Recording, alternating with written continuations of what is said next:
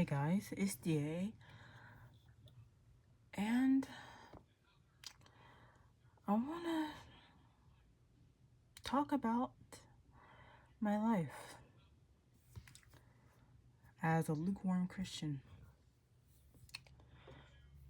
former lukewarm Christian.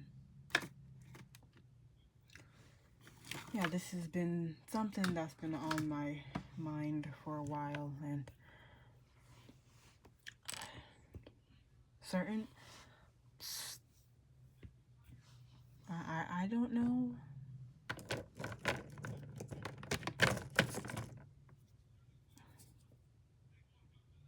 It's just been on my mind, that's all I can say. So, let's get to it.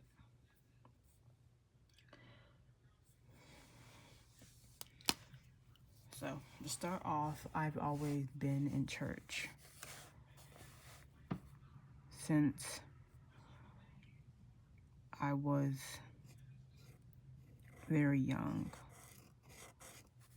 My parents were in California at the time, and they were part of the church there. And so I've always been in church. And then when we moved from the West Coast to the East Coast,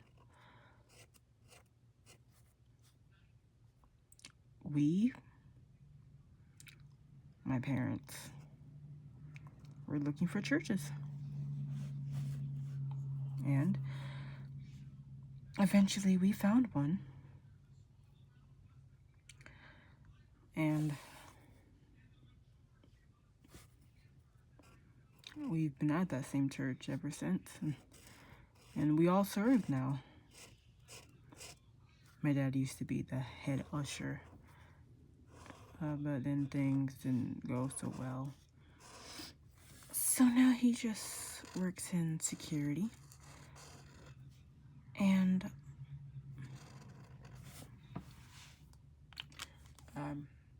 security and parking lot. And my mom, she greets at the doors, along with a few special stuff here and there. And I sing on the worship team. And that all sounds pretty nice, but we're getting ahead of ourselves. But even then, I was at that church for all my life, to be frank with you, because it's just all of the life that I remember. And I did a lot of stuff. When I was old enough, I volunteered to be a leader helper for the kids, to becoming a not a youth leader, but a kids leader. And then around COVID arrived, and I stopped doing that because, everything was stopped. But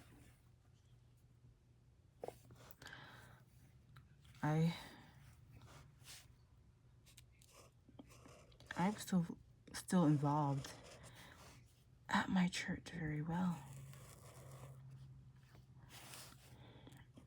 But now you're probably wondering if I was so involved in my church, then how did that make me a lukewarm Christian? Because I was just in it. Yes, I listened to the sermons and I would take notes and do all of that, but that doesn't mean that I'd ever follow through on what was talked about on Sunday. I rarely read my Bible. I barely prayed.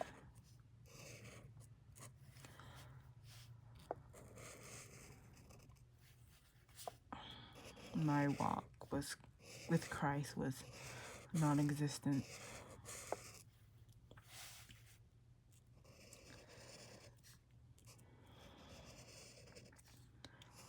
Especially with the sin that I was suffering with the most, which, in my defense, not saying that I should have done this to begin with, but I didn't know. I did not know that this was a sin until I found out it was a sin, but I had stopped doing it beforehand. That sounds confusing, I know, but basically, you know when you are a true Christian because you have the Holy Spirit. And not only that the Holy Spirit is there to give you peace and comfort is also there to convict you. Like if you're about to do something and you know you should not do it, that's the Holy Spirit's conviction.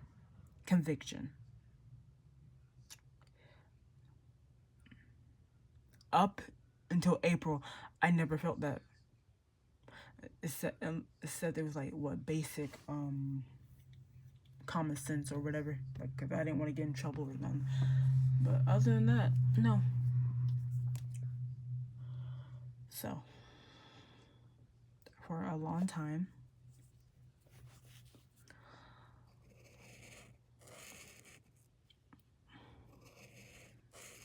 I had a sinful nature of masturbation.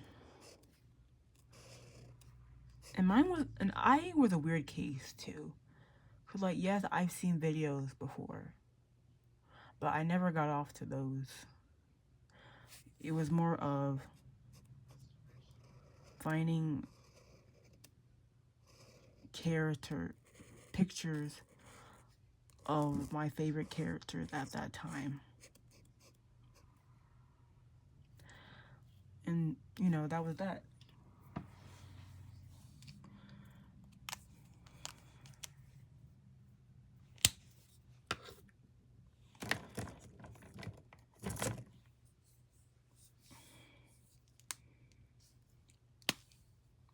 And,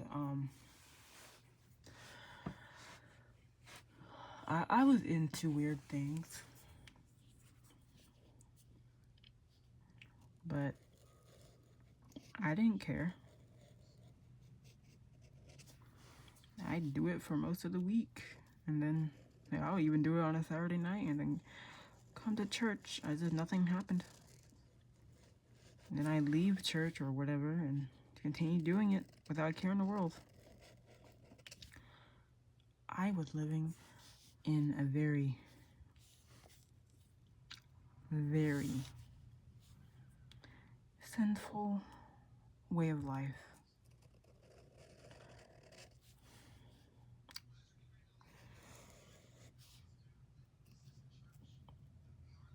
The ironic part about this, I'm telling this on a video while I'm just drawing or whatever, knowing full well I'm going to post this into the internet for people to see, and it's going to stay on the internet.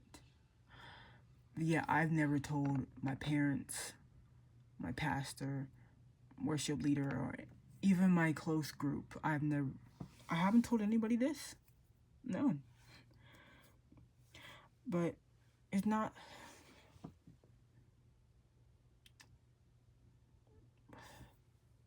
I don't know if I should say the word embarrassed, because, at some point in your teenage years, puberty and what have you, you're going to do some things. And, of course, people would want to argue, well, hey, masturbation is better than getting pregnant. Still not as good. No, it's not. But you know. And of course, there are different kinds of like, I know the Bible was just talking about you can't do that while you're married or something, because then you're committing adultery or whatnot, blah, blah, blah. That's still wrong.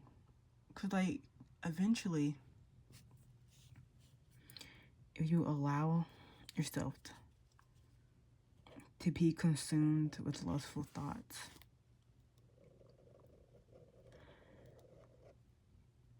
then, you know, sooner or later, something's going to happen. You might not even notice it or realize it. But back to me.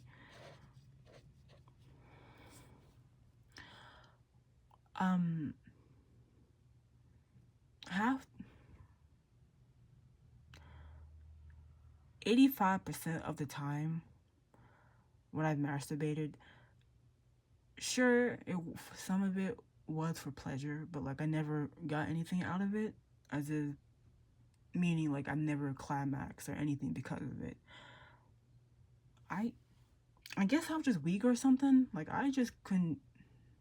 I guess I was just too tired or whatever. But I know that because I went to sleep right after. So I would tell myself, hey, I just use it as a tool to help me sleep. The pictures that I'm looking at is fine. It's just there to help me sleep. Just more excuses for yourself. Eventually, over the years, I got bored of it. Mainly because, you know, when it comes to certain addictions, yes, you know,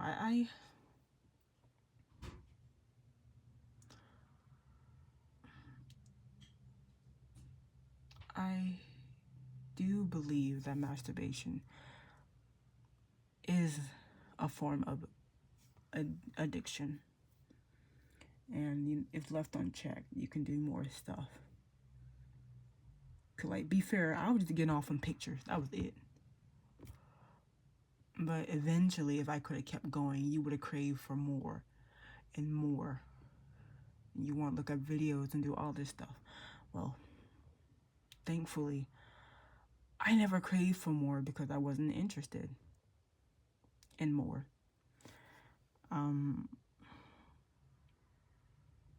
Human bodies turned me off.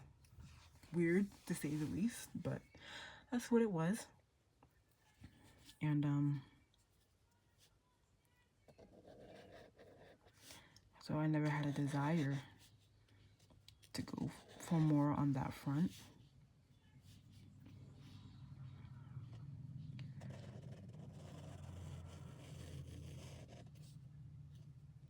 But I was still doing it.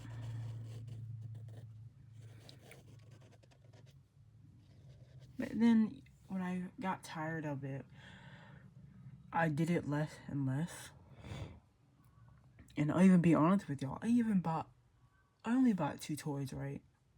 I bought a vibrator and then I bought a normal dildo, right? And not even those could satisfy me. They were kind of painful, to be honest.